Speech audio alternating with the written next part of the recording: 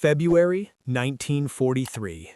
The North African dusk settles low over the scrubland near Kasserine. Dust hangs in the air, stirred by steel tracks and engine heat.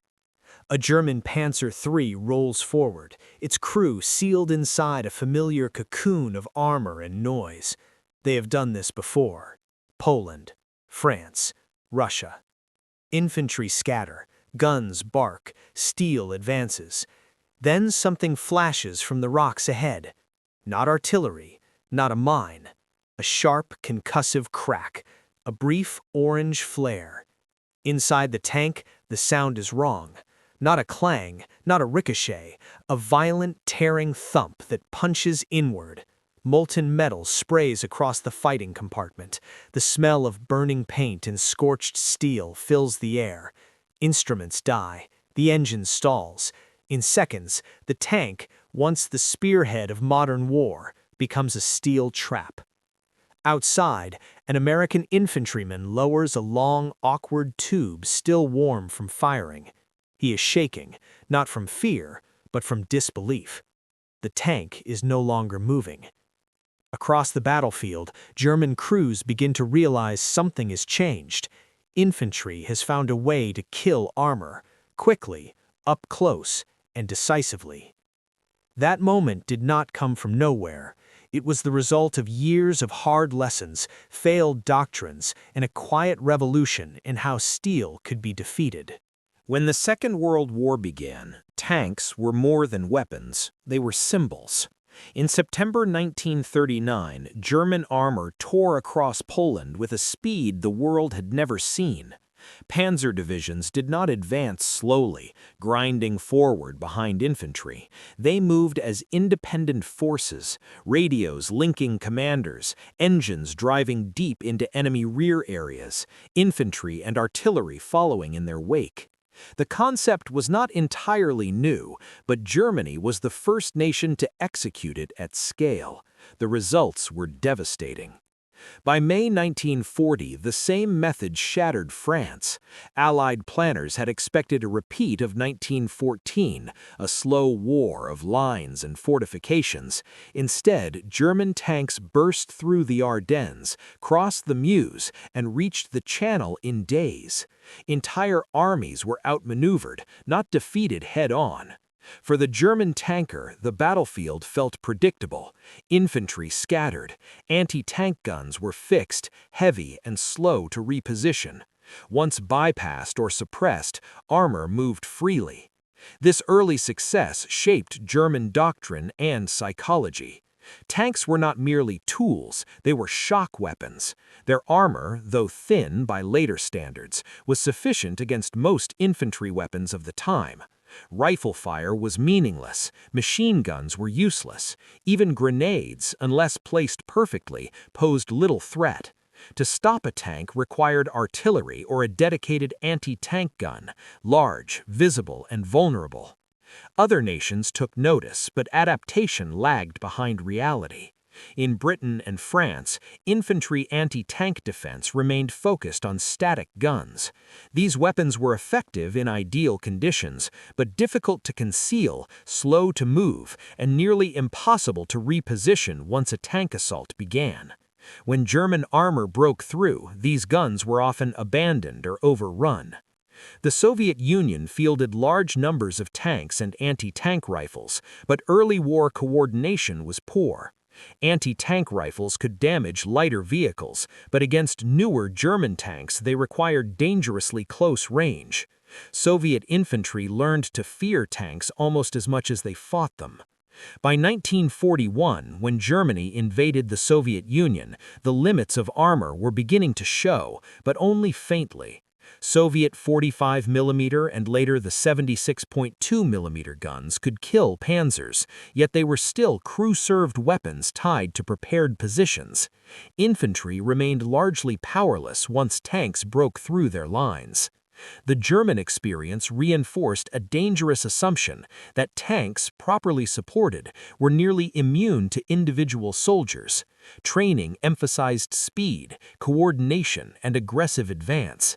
Tank crews were taught to fear mines, artillery, and air attack, but not alone infantrymen. That assumption shaped battlefield behavior. German tanks advanced close to enemy positions, sometimes within tens of meters, firing machine guns into trenches and foxholes. Infantry without heavy weapons could do little but hide and wait. Even when tanks were forced to halt, crews often dismounted with confidence, knowing the enemy lacked a reliable way to kill the vehicle itself. Meanwhile, across the Atlantic, the United States Army was watching and learning, slowly. In the interwar years, American planners had largely rejected the idea of tanks as independent breakthrough weapons. Armor was seen as a support arm, tied closely to infantry. As a result, the U.S. Army entered the war without a strong tradition of armored dominance, and without a clear solution to the infantry's greatest fear, the tank advancing with no obvious way to stop it. American infantry doctrine in the late 1930s relied on anti-tank guns, much like Europe. These guns were effective but heavy. A 37mm anti-tank gun required a crew, a tow vehicle, and time to emplace. Once set, it could kill a tank, but if forced to move under fire, it became dead weight. Infantry commanders knew the problem well. If tanks appeared suddenly, there was little they could do. The problem was not ignored. Experiments were conducted. Rifle grenades, magnetic mines, satchel charges. All required the soldier to approach dangerously close, often from the front or side, under machine gun fire. Casualties were high. Success depended on courage bordering on desperation.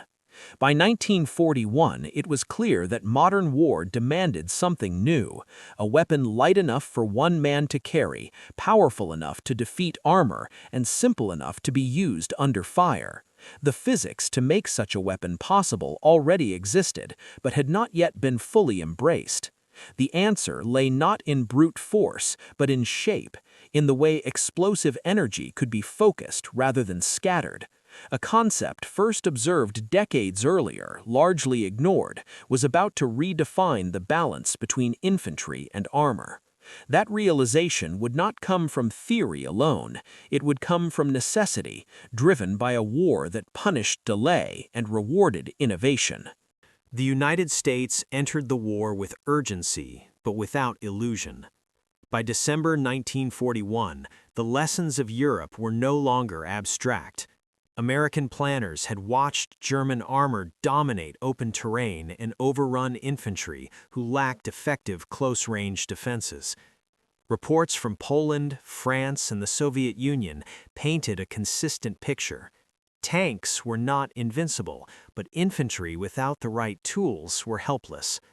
In Washington and at Aberdeen Proving Ground, the problem was framed bluntly. If American soldiers were going to fight in Europe and North Africa, they would face German tanks, and they would face them at close range.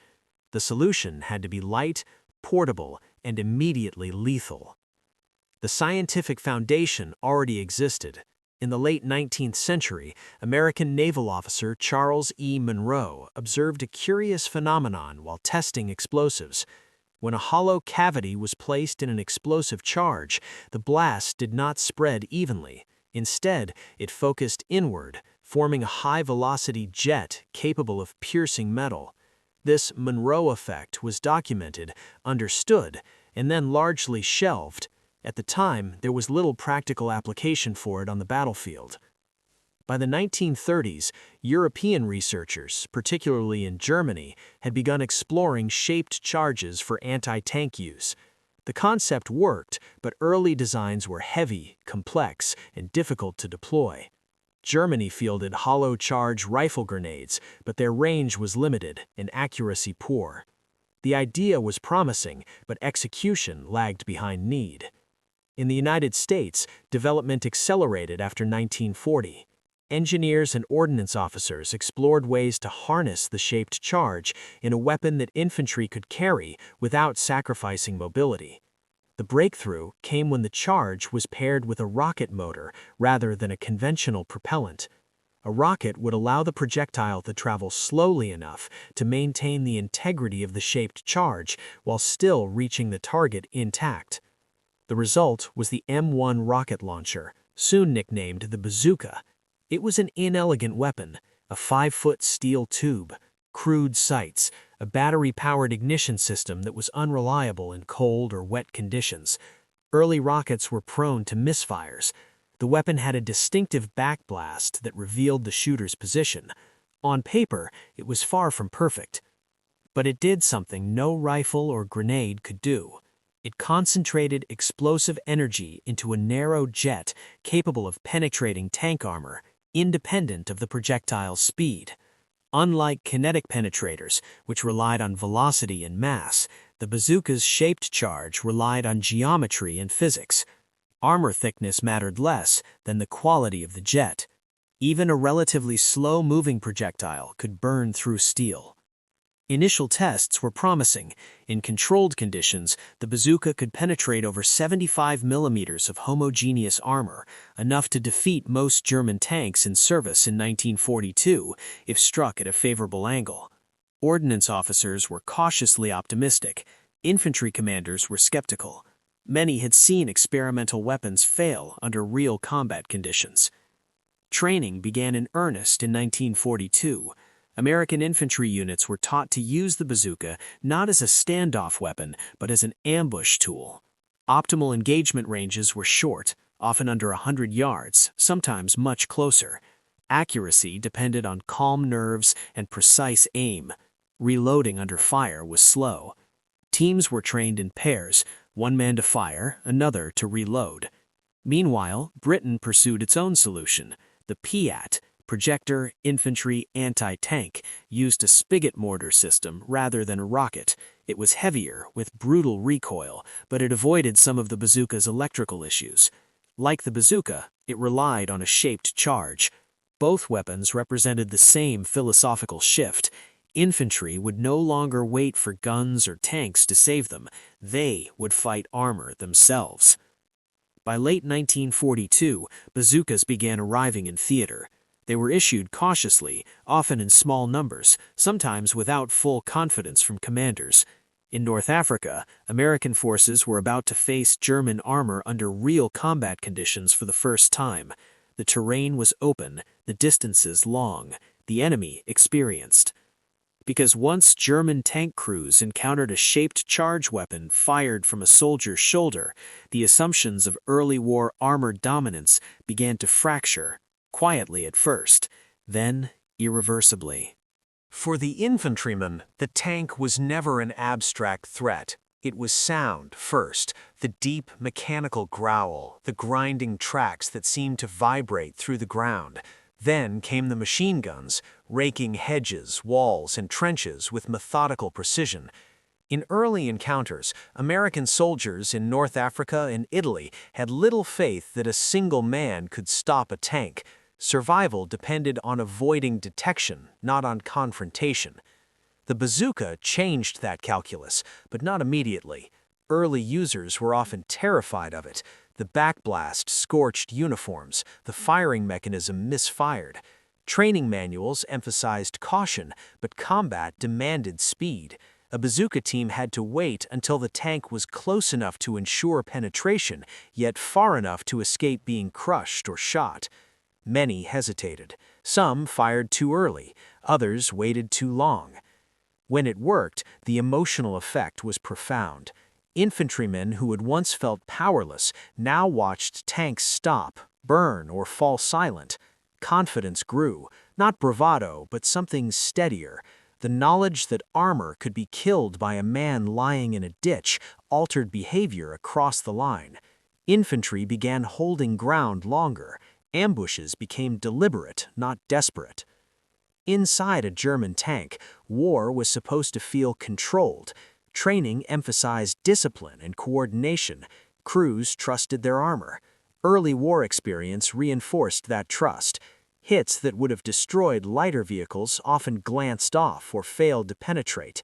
Anti-tank guns announced themselves with muzzle flashes and thunderous reports. Infantry threats were secondary. The bazooka introduced something unfamiliar: silent vulnerability. The rocket's flight was brief. The explosion did not behave like a shell. Penetration came with a flash and internal spall, not a loud external impact. Crews often did not understand what had hit them until it was too late. Survivors described confusion: no visible gun, no obvious direction of attack. German reports from 1943 begin to note an increasing number of tank losses to infantry rocket weapons. The threat was not yet fully understood, but its psychological effect was immediate. Tankers began demanding closer infantry support. Advance formations tightened. Confidence eroded. What made the bazooka so disruptive was not raw power, but physics. Traditional anti-tank weapons relied on velocity. Faster shells meant deeper penetration. Shaped charges ignored that rule. Their penetration depended on the formation of a metal jet traveling at several kilometers per second, focused by the shape of the explosive cavity. This meant that armor thickness alone was no longer a guarantee of protection. Sloped armor helped, but even angled plates could be defeated at close range. The bazooka did not melt armor in the literal sense. It pierced it violently, pushing molten and fragmented metal into the crew compartment. The effect inside the tank was catastrophic. For the first time, infantry-held weapons could defeat tanks reliably without artillery. That reality would soon force every army in the war to adapt. Those adaptations would not come all at once. They would be learned in hedgerows, villages, and narrow roads where tanks could not always keep their distance and where infantry could get close enough to change the outcome in seconds. The bazooka did not dominate open fields. It thrived in constraint. American units quickly learned that the weapon's strength lay in terrain that limited a tank's freedom of movement. Roads bordered by stone walls, villages with narrow streets, forest edges, hedgerows. In these environments, tanks were forced to slow down, funnel forward, and expose their flanks or rear armor, areas far more vulnerable than the frontal arc. Bazooka teams were positioned not to engage first, but to wait. Mines, artillery, or small arms fire would halt or disorient a tank. Only then would the rocket be fired. Doctrine evolved through experience. Shots aimed at vision ports, engine compartments, or turret rings proved especially effective. Multiple teams were sometimes assigned to a single tank, ensuring that at least one rocket found its mark. The bazooka's limitations shaped tactics as much as its strengths. Its effective range was short, its reload time slow. Missed shots could be fatal.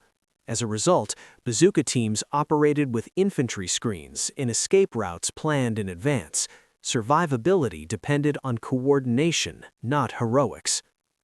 Commanders at every level were forced to reassess assumptions.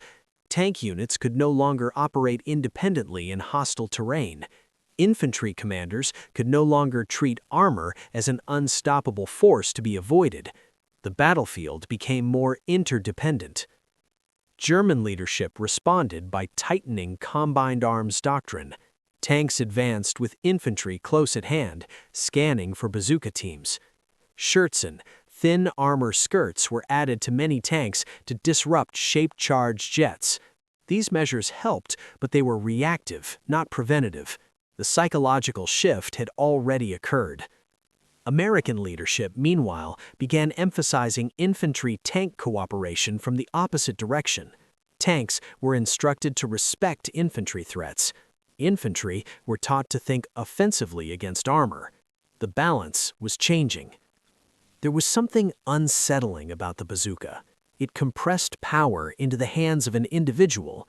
In earlier wars, killing a tank required a crew, a gun, and preparation. The bazooka reduced that equation to 2 men in a moment of courage. It democratized destruction. This shift raised uncomfortable questions about vulnerability, about the limits of protection, about how quickly technological advantage could evaporate. For the soldier firing it, the act was intimate, close range, direct consequence. There was no abstraction. For the tanker on the receiving end, there was no warning. The machine that had promised safety failed without ceremony. These encounters accumulated. One tank lost did not change the war. Dozens did, hundreds did. And as reports filtered back through command channels, it became clear that the bazooka was not an anomaly. It was a turning point. That realization would crystallize not in theory or training manuals, but in a series of brutal, close-range encounters, where German armor advanced as it always had, and American infantry waited, steadied their aim, and pulled the trigger. Those moments would define the weapon's true impact. March 1943, Central Tunisia. The battles around Kasserine Pass had exposed painful weaknesses in the American army: poor coordination, inexperienced leadership, units breaking under pressure. German armor, led by veterans of the Eastern Front, exploited every mistake. Yet buried within the chaos were quieter encounters, small actions that rarely appeared in headlines but echoed through after-action reports. On broken ground near Jebel el Hamra, American infantry units dug in along narrow approaches. German Panzer III and IV tanks advanced cautiously, supported by infantry and artillery. This was no reckless charge. The Germans had learned to respect Allied firepower. But they still believed in the hierarchy of the battlefield: tanks first, infantry second. Bazooka teams waited. When the lead tank crested a low rise, it slowed, scanning for anti-tank guns. None revealed themselves. The tank advanced again. At less than 80 yards, a bazooka fired. The rockets struck the side armor, just behind the turret. The penetration was immediate. The tank stopped. Smoke poured from the hatches. Within minutes, another tank was hit, then another. Some rockets failed, some struck at poor angles, but enough penetrated to force a halt. German infantry moved forward aggressively, hunting the teams responsible. Casualties were heavy on both sides, but the outcome was undeniable. Tanks had been stopped by infantry weapons alone. These encounters were not decisive in isolation. They did not reverse the battle, but they changed behavior. German tank commanders began reporting losses that could not be attributed to artillery or mines. The descriptions were unfamiliar: penetrations without visible gun positions, internal damage inconsistent with shell impacts. As American forces regrouped and learned, the bazooka's role expanded. In Sicily, July 1943, the terrain favored the defender. Stone walls, narrow roads, and villages forced German and Italian armor into predictable paths. Bazooka teams operated from rubble, firing from windows and doorways. Tanks were engaged at point-blank range. Armor was pierced. Crews bailed out under small arms fire. By the time Allied forces landed in Italy, the weapon was no longer experimental. It was expected. German units adapted, but adaptation lagged behind necessity. Schortzen reduced effectiveness at certain angles, but did not eliminate the threat. Infantry screens helped, but could not be everywhere at once. Then came Normandy. June 1944. The hedgerows of northern France created a battlefield unlike any German tankers had trained for. Visibility was limited to meters. Movement was constrained. Tanks advancing without infantry risked ambush at every bend. Bazooka teams hid in sunken lanes and behind earthen banks. Engagement distances shrank further. German after-action reports from Normandy speak of a growing sense of unease. Tanks were still powerful, but no longer dominant. Every hedgerow concealed the possibility of sudden destruction. Commanders urged caution. Progress slowed. Initiative slipped. The decisive shift was not a single battle, but accumulation. Each engagement reinforced the same lesson: armor could be killed quickly, cheaply, and by men who would have once been helpless. That lesson would soon force a broader reckoning, one that reshaped how both sides approached armored warfare for the remainder of the war. By the summer of 1944, the bazooka was no longer a surprise. It was a constant. German armored units entering Normandy did so with a new awareness. Intelligence briefings warned of American rocket teams. Infantry were ordered to stay close to tanks, scanning hedgerows and upper stories. Movement slowed. Every advance became cautious, methodical, and tense. This caution, though necessary, came at a cost. Speed had once been Germany's greatest advantage. Now it was constrained by fear of unseen infantry. In the Bocage country south of Carentan and near Saint-Lô, American units refined the ambush. Bazooka teams were positioned not to kill every tank, but to disable. A single immobilized vehicle could block a road or lane, trapping those behind it. Follow-up fire, grenades, artillery, air attack would finish the job. The bazooka was the opening move, not the conclusion. German crews adapted in real time. Tanks fired machine guns into likely hiding places. High explosive rounds were used to blast hedgerows before advancing. Infantry patrols preceded armor more aggressively. Still, losses continued. Reports from Panzer Lehr Division and other elite units note increasing casualties from close-range anti-tank weapons, particularly in restricted terrain. The psychological impact was as significant as the physical damage. Tankers no longer felt secure even when their vehicles were intact. Hatches remained closed, visibility suffered, communication with supporting infantry became more difficult, fatigue set in faster. Every stop invited danger. American bazooka teams, meanwhile, became high-value targets.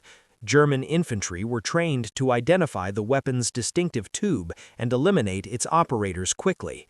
Survival rates were not high, yet the weapon continued to be used because it worked. Replacement crews stepped in, training improved, confidence hardened into routine. By late 1944, the bazooka's influence extended beyond individual engagements. German tank design and doctrine reflected the threat. Armor skirts became standard. Infantry support increased. Tank commanders adjusted formations to minimize flank exposure. These changes mitigated risk but could not erase it. The turning point was complete. Tanks were still vital, still powerful, but no longer dominant on their own terms. The infantryman had reclaimed relevance in the face of steel. As Allied forces pushed toward Germany, the bazooka was joined by improved variants and heavier rockets. Its limitations were acknowledged, but its legacy was secure. The balance between armor and infantry had shifted permanently. That shift would echo long after the guns fell silent, reshaping post-war doctrine, influencing new weapons, and redefining what it meant to face a tank on the battlefield. The immediate consequences, however, were written in burned-out hulks, altered tactics, and a growing understanding on both sides that the rules of armored warfare had changed. By the end of 1944, the battlefield told a different story than it had in 1939. Burned-out tanks littered roads, fields, and village streets, not just the victims of artillery or air attack, but of infantry weapons used at close range. The bazooka was never responsible for the majority of tank losses, but its presence altered how those losses occurred and how they were understood. German armored units reported increasing attrition in environments that favored close combat. In Normandy, Italy, and later the Western Front inside Germany, tanks operating without sufficient infantry protection suffered disproportionate casualties. After-action reports repeatedly emphasized the danger posed by infantry rocket weapons, particularly when visibility was limited. Commanders warned against advancing tanks alone, even in areas believed to be lightly defended. In response, the German army accelerated countermeasures. Shirts and armor skirts, initially intended to defeat Soviet anti-tank rifles, were adapted to help disrupt shaped charge jets. These thin steel plates, mounted away from the main armor, could sometimes cause premature detonation or disperse the jet enough to reduce penetration. They were not foolproof. At close range, or against favorable angles, the bazooka could still penetrate. Tactical changes accompanied material ones. Tanks advanced more slowly, infantry screens thickened, formations tightened. In some cases, tanks were held back entirely until infantry cleared suspected ambush areas. These adjustments reduced losses, but eroded tempo. The German style of armored warfare, once defined by speed and initiative, became more cautious and reactive. For American forces, the bazooka's limitations were also made clear. Early models struggled against heavier German tanks, particularly Panthers and Tigers, whose frontal armor was often beyond the weapon's capability. Success depended on flank or rear shots, terrain, and coordination. Bazooka teams suffered high casualties when detected. The weapon was not a miracle solution, but a tool that demanded discipline and support. Nevertheless, its influence extended beyond its kill count. Infantry morale improved. Units held ground they might otherwise have abandoned. Tanks were no longer perceived as invulnerable. This psychological shift mattered. It changed how soldiers fought, how commanders planned, and how both sides assessed risk. As the war progressed, improvements followed. The M9 and later M9A1 bazookas addressed some reliability issues. Rocket warheads were refined. Training became standardized. By 1945, American infantry units expected to have organic anti-tank capability and to use it. The bazooka also forced Germany to accelerate its own infantry anti-tank programs. The Panzerfaust and Panzerschreck, both shaped charge weapons, were deployed in large numbers. The battlefield became saturated with man-portable anti-armor weapons on both sides, reinforcing a new reality. Tanks could no longer operate without close infantry cooperation. These developments did not end armored warfare, they reshaped it, and their effects would carry into the final months of the war as combat moved into cities and forests where close-range engagements became the norm. As Allied forces crossed into Germany in late 1944 and early 1945, the character of combat shifted again. Towns replaced hedgerows, streets narrowed, rubble created new firing positions with every bombardment. In these environments, the balance between tank and infantry grew even more delicate. German forces, now fighting defensively, leaned heavily on their own infantry anti-tank weapons. The Panzerfaust, cheap and devastating at close range, reflected the same lesson the bazooka had taught months earlier. Tanks, American, British, or German, were vulnerable when isolated. Urban combat turned every doorway into a potential threat. The exchange of shaped charge fire became mutual. American tank crews adapted accordingly. Infantry rode on hulls when possible. Movement slowed. Streets were cleared methodically.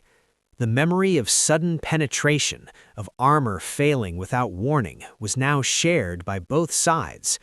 What had begun as a shock had become doctrine. Post-war analysis confirmed what battlefield experience had already made clear. No single weapon had ended the tank, but the era of armored invulnerability was over. Infantry-held anti-tank weapons forced designers and planners to accept compromise. Thicker armor meant heavier tanks. Heavier tanks meant reduced mobility. Protection could never be absolute. The bazooka's influence extended into the early Cold War. Its principles informed new rocket launchers and recoilless rifles. Shaped charges became standard. Infantry anti-armor capability was no longer an afterthought, but a requirement. The psychological relationship between man and machine had been permanently altered. In hindsight, the bazooka's true legacy was not the number of tanks it destroyed, but the assumptions it shattered. German tankers were stunned not because their armor failed, but because it failed so suddenly, at the hands of a weapon they had once dismissed as insignificant. That realization closed a chapter in military history and opened another, one defined by balance rather than dominance, and by the understanding that even the most powerful machines are only as secure as the ideas behind them. Those ideas would linger long after the war ended, shaping how future generations understood protection, vulnerability, and the human capacity to adapt under pressure. War rarely changes all at once. It shifts quietly, in moments that seem small until they repeat often enough to become undeniable. The bazooka did not arrive with ceremony. It was awkward, unreliable, and unimpressive at first glance. It did not roar like artillery or dominate headlines like new tanks and aircraft. Yet in the hands of ordinary infantrymen, it rewrote an assumption that had shaped the early years of the Second World War, that armor, once moving, was untouchable. What stunned German tank crews was not simply the loss of protection, it was the loss of certainty. The knowledge that steel no longer guaranteed survival altered behavior, slowed advances, and forced cooperation where independence had once reigned. Power became conditional. Confidence became cautious. For the infantryman, the change was equally profound. The bazooka restored agency. It allowed a soldier pinned to the ground by machine guns and tracks to become an active participant in the fight against armor, not through recklessness, but through patience, positioning, and resolve. In this exchange between weapon and response, the battlefield found a new equilibrium. Tanks remained essential.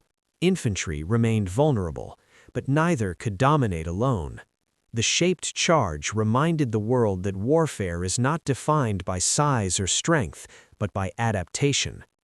Steel yielded to geometry. Momentum yielded to thought. And in the quiet aftermath, among burned-out hulls and empty launch tubes, the war moved forward, changed not by spectacle, but by a simple idea finally applied at the moment it was needed most.